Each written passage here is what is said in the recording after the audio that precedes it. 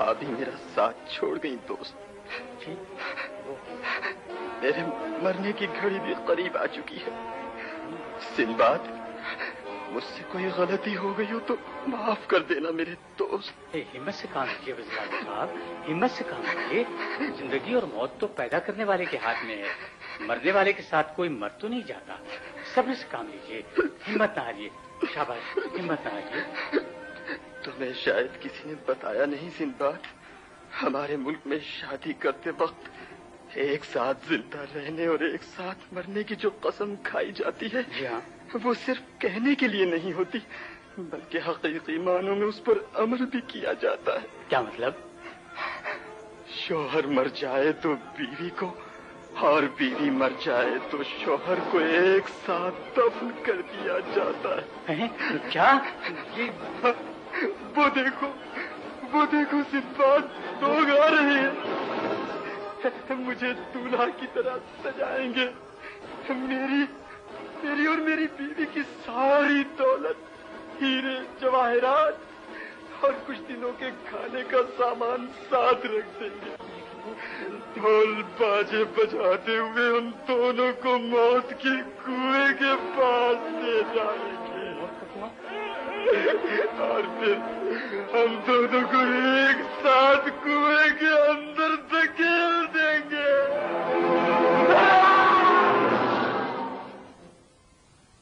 ज़हरा, तुम्हारे यहाँ का ये बेहुदा तरीका मुझे बिल्कुल पसंद नहीं आया। बस अब तुम जल्दी से अच्छी हो जाओ, सफर के काबिल होते ही मैं तुम्हें बगदाद लेकर चला जाऊंगा। मेरा दिल बिल्कुल उचाट हो चुका था। मालो दौलत, इज्जत और शोहरत सांप बनकर मुझे डसने लगे थे। मैं हर वक्त इस फिक्र में लगा रहता कि ज़हरा की तबीयत कब संभले और मैं उसे लेकर बगदाद भाग जाऊं। मगर किस्मत को कुछ और ही मंजूर था। लाख कोशिश के बावजूद ज़हरा की तबीयत न संभली और आखिरकार एक दिन वो अल्लाह को प्यारी हो। नहीं नहीं नहीं नहीं, मुझे पिता का मत करना, मुझे पिता का मत करना। बादशाह सलामत, बादशाह सलामत। हम अपने रिवाज के सामने मजबूर हैं सिंबाद। नहीं नहीं, ये रिवाज नहीं, जुल्म है, ये जुल्म है। तुम्हारी बातों से बगावत की बू आ रही है सिंबाद। पकड़ लो इसे। छोड़ दो मुझे, छोड़ दो मुझे छोड़ दो। खामोश!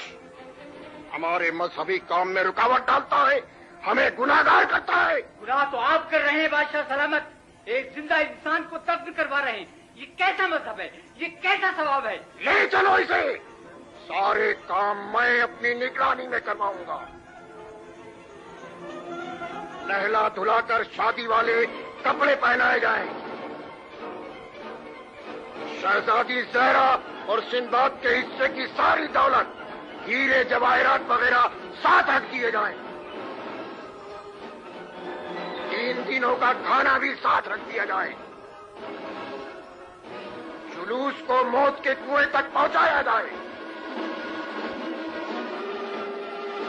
कुएं के मुंह से ढक्कन हटाया जाए, फेंक दिया जाए।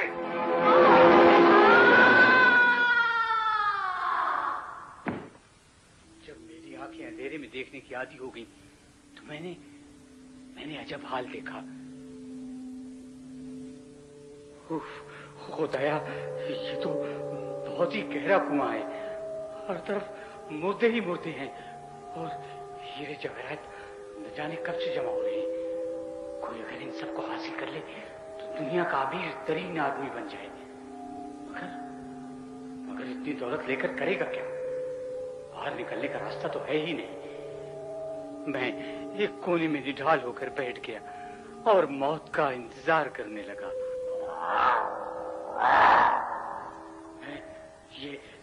ये आवाज कैसी?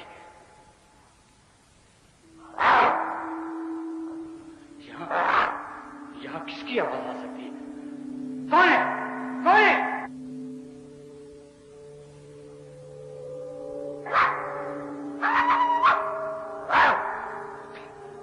ये तो कुत्ते की आवाज थी। भाग गया। हड्डियां खाने आया। मगर यहाँ कुत्ता कहां से आ सकता है?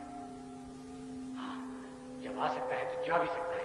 यकीनन बाहर जाने का रास्ता यकीनन मौजूद है, यकीनन मौजूद है।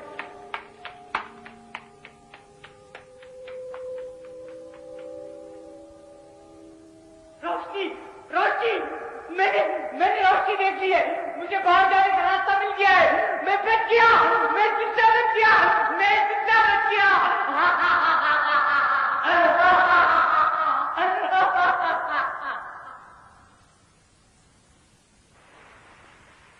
इतने दिनों बाद जब ठंडी हवा का झोंका लगा तो भूख के बावजूद मुझे नींद आ गई और मैं दरिया के किनारे झाड़ियों में पड़कर सो गया। मुझे एक सफेद लंबी दाढ़ी वाले बाबा ख्वाब में नजर आए। सिंबाद बेटे, परवरदिगार ने तुम पर अपनी रहमत के दरवाजे खोल दिए हैं।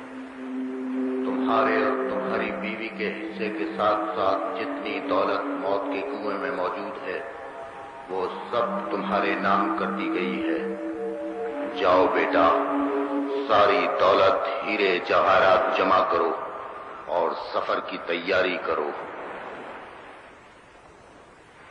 इतना सुनना था कि मेरी आंख खुल गई।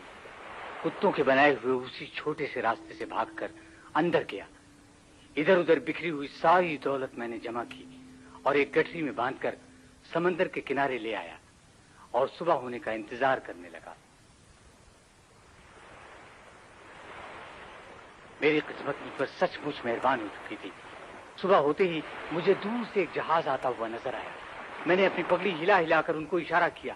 उन्होंने मुझे देख लिया, अपने साथ जहाज पर बिठाया और सारे रास्ते मेरे अजीब व गरीब सफर की दास्तान सुनते हुए बगदाद पहुंचा दिया।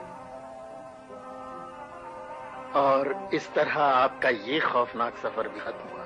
हाँ भाई हिंदबाद, मैंने बगदाद पहुंचकर खुदा का लाख लाख शुक्र अदा किया।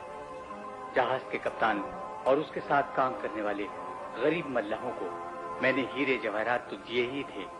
अब बगदाद में भी बहुत सारे हीरे और जवाहरात मैंने गरीबों में तकसीम किए और भूले भटके मुसाफिरों के लिए एक मुसाफिर खाना बनवा दिया। आपकी यही बातें शायद परवरदिगार को पसंद आ गई थी। अब जो चाहो समझ लो भाई हिंदबाद। और लो, ये रही तुम्हारे हिस्से की अशर्फियां।